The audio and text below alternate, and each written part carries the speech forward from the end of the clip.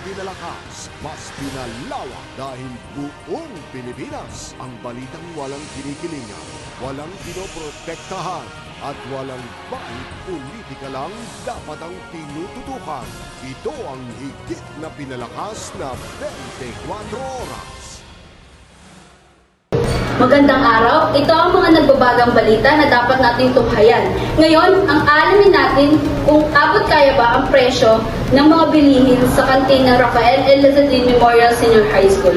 Ngayon, makakapaliham natin si Angel Breed. Yes nga po, Ma'am Alessandra, nandito po tayo sa Rafael L. Lazadin Memorial High School at alamin natin kung bakit nga nagmamahal ang kanilang paninda. Nandito po tayo sa harap ng kantin nila. Itatanong po natin kung bakit nagmamahal ang kanilang paninda. Well, lahat naman tayo alam natin ngayon na mahal na ang bilihin. Kaya kung may anuman pagkakataon na bumaba, syempre ibababa ang paninda dito sa kantin. Kaso sa ngayon, mahal pa talaga kaya wala pa kaming sigurong ibawas or sa mga paninda. Kaya ganun talaga. Maraming salamat po, Ma'am G.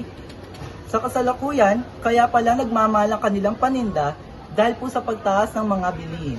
Kaya ngayon magtatanong tayo ng mga student na pwedeng tanungin kung bakit, kung afford ba nila ang kanilang binibili.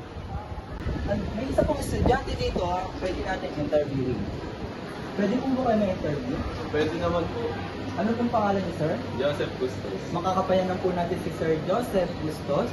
Afford niyo po ba ang mga bilihin sa kantin? Kung sa sariling opinion ko po at sa sariling tatayo ko sa buhay, afford ko po. Ngunit ang mga ibang estudyante ay di naman natin masasabing afford nila lahat ng bilihin. Kaya madalas nagbabaon na lang sila. Kasi financial budget din nila. Kulang din sila sa financial support. Maraming salamat, Sir Joseph. Yun nga po ang naging opinion ni Ma'am G at ni Sir Joseph. Ako nga pala si Angel Dream Pascubillo, magbabalik sa iyo, Miss Alessandra. Maraming salamat sa iyo, Sir Angel, sa iyong pag-ulat.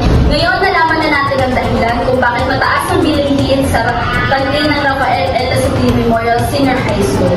Ako nga pala si Alessandra May Pimisan, ang nag-uulat ng 24/7 totoong balita. Dahil di natutulog ang balita, Nakatuto kami. sa 24 Oras Weekend, 5:30 p.m.